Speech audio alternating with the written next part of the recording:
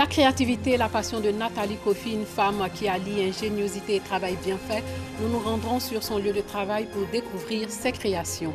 Un projet d'habitat qui sort de l'ordinaire, c'est à Toulouse, en France. Un projet participatif et social, occasion pour certains pour ne plus vivre seul.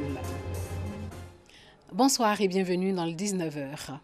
La confection de chapeaux, d'accessoires de mariage, Nathalie Kofi le connaît sur le bout des doigts. Son goût pour ce métier lui a valu la fidélisation de sa clientèle. Aujourd'hui, Nathalie caresse un rêve, celui de produire plus et conquérir d'autres marchés. Le portrait de Nathalie avec Doigt des lasers.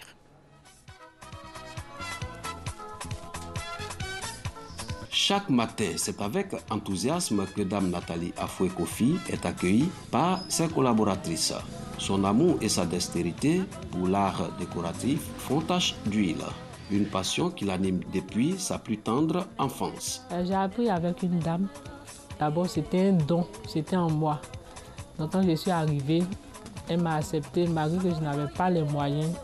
Je lui ai dit, je n'ai pas les moyens, mais j'aime la chose. Elle m'a dit, ok, il faut partir. Je lui ai dit, je vais tomber en brousse et puis je reviens. Et par la grâce de Dieu, j'ai pu payer. Elle m'a montré la base. Quand elle me montre une base, moi je fais sortir plusieurs. Parce que c'était en moi, j'aimais la chose. Sinon, j'ai été caissière comptable. Je suis allée à l'école. Mais depuis l'enfance, je faisais de jolis dessins. Quand les professeurs voyaient, ils ne croyaient pas. C'est les élèves qui témoignaient pour moi. Ils pensaient que je donnais à mes frères pour dessiner. Un rêve devenu réalité, et ce, contre vent et marée. Un matin, je priais Dieu et puis je disais à Dieu, mais je fais comment pour payer mon loyer? Je priais. Et puis il y a une voix qui me dit, va te perfectionner. Ça, c'est en 2015. Et puis j'ai obéi. Il a pourvu aux moyens. Aujourd'hui, j'ai fait l'école de décoration. J'arrive à créer, à improviser, à faire de belles choses, des chapeaux, des barrettes, des coiffes, un peu de tout, bouquet de mariés, voitures, événementiel. J'ai été opérée, j'ai fait 2 ans de maladie. Je me promenais pour vendre, pour manger, pour boire mes médicaments. Des difficultés, elle en a connues, mais elle n'a jamais abandonné. Son courage l'a amenée à déplacer des montagnes. Je travaillais pour plusieurs personnes, ne m'ont pas payé, mais je faisais ça par amour.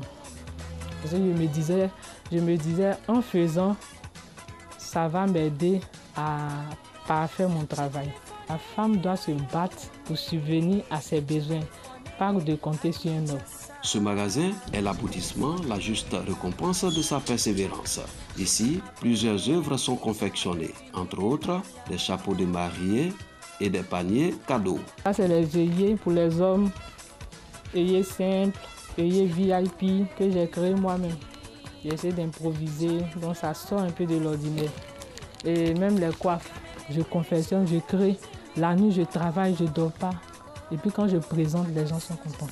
Nathalie Kofi est assistée dans sa tâche par ses collaboratrices. Une véritable école, selon Dame Annie Gabo Loka. Avant, je faisais les nœuds de mariage. Et puis elle m'a demandé, mais montre-moi comment tu fais. Et lorsque j'ai fait mes nœuds, elle a dit, c'est vrai, c'est joli, mais il faut faire maintenant comme une professionnelle. Et elle m'a montré comment est-ce que je devais disposer les rubans pour avoir un joli nœud professionnel. Quand vraiment, j'apprends beaucoup de choses avec elle. Pour ses clients, la qualité de son travail est un atout, ce qui les amène toujours vers Nathalie. Elle a la joie d'exprimer ses œuvres par les couleurs. Donc chaque tenue a une histoire avec une couleur de ce qu'elle fait. Elle m'a fait des chapeaux et aussi des barrettes. Et aussi des pagnes qu'elle fait en foulard. Il y a des pagnes qu'on fait en foulard, soit comme on l'appelle à Darda, et d'autres modèles de pagnes qu'elle fait en foulard. J'ai vu aussi qu'elle faisait des cadeaux VIP. Ça, on fait des emballages, mais on ne peut jamais s'imaginer qu'il y a des emballages VIP. C'est avec Nathalie que j'ai vu qu'il y a des emballages VIP. J'aime ce qui est joli, ce qui est bien fait. Ce qui m'attire, elle est beaucoup simple. C'est une personne vraiment qui aime son travail, qui aime vraiment ce qu'elle fait. Aujourd'hui, Nathalie Kofi n'a qu'un seul rêve, agrandir son magasin, produire plus et commercialiser ses produits à grande échelle. Elle projette également créer une école de formation en vue de partager son savoir-faire avec la jeunesse ivoirienne. Comme Nathalie, de nombreux jeunes veulent entreprendre. Le taux de chômage des jeunes reste élevé, bien que des efforts soient faits par le gouvernement pour endiguer le phénomène, et les jeunes subissent de plein fouet cette situation. Pour rompre donc avec ce cliché et contribuer efficacement à l'insertion des jeunes, le choix de la sensibilisation autour de la promotion de l'entrepreneuriat. Dangui et nous Sangari nous font l'écho de la conférence qui s'est tenue dans la commune du Plateau. Sur ce trottoir de blocos dans la commune de Cocody à Abidjan, 3 jeunes Ivoiriens, tous diplômés, se sont associés pour vendre des chaussures friperies depuis 2012. Ils se frottent les mains malgré les défis à relever. C'est la confiance en soi-même d'abord, avant de débuter toute chose. Si tu as confiance en toi, tu sais que tu peux y arriver. Les magasins coûtent un peu cher. La place est ici. On la loue 2000 par jour. Voilà, et à la descente, nous sommes obligés de confier un peu la marchandise à une jeune fille qui a un magasin à elle, et chaque matin nous sommes là. En attendant la réalisation de leur rêve de voir cette affaire prospérer, ils exercent leur commerce de chaussures avec beaucoup de sérieux car il leur permet de vivre. Des exemples à promouvoir et même à suivre selon Satisfaction Event et Success Event, 2 organisations qui ont initié récemment une grande conférence sur l'entrepreneuriat en collaboration avec les autorités ivoiriennes. Leur objectif, qui est entre autres d'inculquer la culture de l'entrepreneuriat aux jeunes, a eu un écho favorable auprès de la jeunesse. La vie d'un jeune, est basée d'abord sur l'entrepreneuriat. Ce n'est pas forcément travailler dans les grandes institutions, mais c'est développer seulement à travers ses propres connaissances. Depuis que je suis petite, je fais du commerce avec mes parents et même en 2e année de finance comptabilité, je m'entreprends. Il faut encourager ces initiatives qui nous donnent des formations sur l'entrepreneuriat. Encourager en même temps la jeunesse à vraiment venir entreprendre, parce que c'est l'entrepreneuriat qui sera la clé de notre réussite demain. Les organisateurs de cette conférence et les autorités ivoiriennes partagent la même conviction, à savoir que l'entrepreneuriat est la clé de l'épanouissement des jeunes. Nous définissons l'entrepreneuriat comme la capacité de oser, entrer et prendre. Et qui ose a la capacité d'entreprendre. Nous avons des valeurs telles que l'amour, la solidarité et l'audace. Et nous invitons tous les hommes à être audacieux. Selon des observateurs, les efforts de sensibilisation des jeunes à l'entrepreneuriat ne donnent pas toujours les résultats escomptés à cause des difficultés d'accès au crédit. Un mot de sport, la finale du tournoi UFOA Dames se joue en ce moment même au stade Félix Houphouët à Boigny, ici à Abidjan.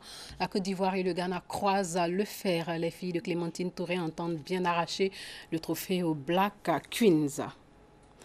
En sport toujours, basketball éliminatoire Coupe du Monde 2019. La Côte d'Ivoire a battu aujourd'hui le Sénégal à 67-60 dans le match de la seconde journée du groupe D.